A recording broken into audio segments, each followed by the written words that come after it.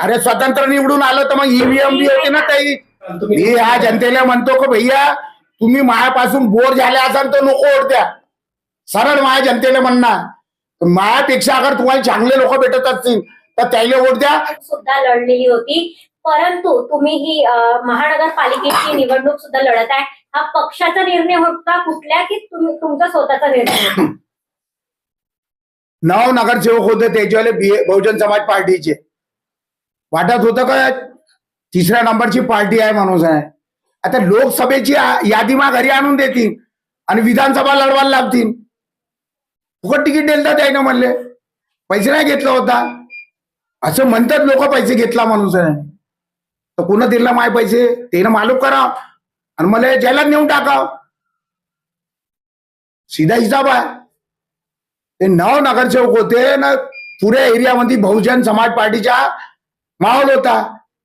आम्हाला वाटलं की भैया 10वा नगरसेवक म्हणून लढवलं होतो. त्याला 4 तिकिटा मागलो होतो नाही दिला.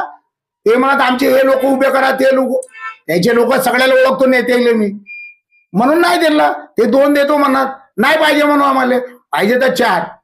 जो कोणी वंचितकडे बी गेलो, काँग्रेसवाल्याकडे गेलो, बहुजन समाज पार्टीवाल्याकडे गेलो आणि राष्ट्रवादीकडे त्यानं पहिले दिला आम्हाला म्हणून हे 4 सिंबल होता मला.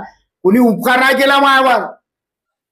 हा स्वतंत्र सिलेंडर आणि घडी राहिली असती ना तर आम्ही हे स्वतंत्र लढलो असतो. ग्रुपले अगर आम्हाला दिला असता तेवढी अवकात बनवलो मी ना. आणि नाही देते नोट तर काय करणार? जोर जबरदस्ती आहे. बाबासाहेबांना वोटचा अधिकार दिला ना. हे दिमाग ठेवून ना लोकांना वोट दिला पाहिजे. त्याला वाटते का चांगलं 5 वेळा आला निवडून नाही दिलं पाहिजे. द्या ना तुम्ही तुमचे वोट होत. बारा कुणी उलटा सीधा बोलला तर ते इलेक्शन राहिलं वेगळंच आणि मी राहिलो वेगळाच. हे होईनाचा. मला खवलण्यावाली भाषा नको करजा म्हणा कोण नाही. मोठा चांगला आहो आणि मग चांगल्याच्या बातमध्ये वाईट बी आहो थोडस. कुठेतरी उत्तर नागपूरमध्ये टफ फाईट होणार आहे. चर्चा रंगलेली आहे की कधी बी लक्षात ठेवा हे जनता ठरवते टफ फाईट. ती जातीवाद नाही चाले. खातात एकाच जागून जन्म एकाच जागून घेतात. काही जातीवाद नाही चाले. हे जेवढे राष्ट्रीय लीडर आहेत ना ते जातीवाद फैलवत असतील तर जनतेनं त्याला फैलवला पाहिजे. हेच वेळ आहे. आता वस्तीत आले तर जन्मवल्या पाहिजे. दवाखाना बनवलाच का म्हणा लहानचा आमच्या लेकरांसाठी. मग मरून येतात 10-10 लाख रुपये खर्च करतात पण ते माहिती त्याची मय्यत मेलेल्या माहितीले देत नाही ते लोक.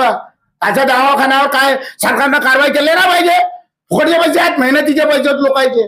मोठ्या प्रायव्हेट दवाखान्यामध्ये मुर्दा देत नाही पैसे घेतल्याशिवाय. तर त्या महाराजचे त्याने पैसे घेतला का हे समजे ना. आमदार खासदार आले. राजकारणात पद महत्वाचं की जनतेचं काम? आपला ज्या जनतेनं निवडून दिलं ना हे काम करणं बहुत गरजेचं आहे. आणि जनतेनं तर बिलकुल आता तेल टाकून यायला चारल्या पाहिजे. तुम्ही निवडून आल्यावर नेमकं काय करणार? पहिले माझ्या एरियातले जे आउटर एरिया आहे NIT वर पहिला बहुत मोठा मोर्चा घेऊन जाय. आणि वेळ प्रसंग पडला ना तर जो आता बोलायला नको लावू भाई. एक तर पहिले पुरा टेन्शन मध्ये माझ्या दिमाग कायच्यासाठी आहे. मला कोणी उलटा बोलले असतील कोणी ते टॅग करून राहिले त्या टॅग वाल्याच्याच घरी जाईल.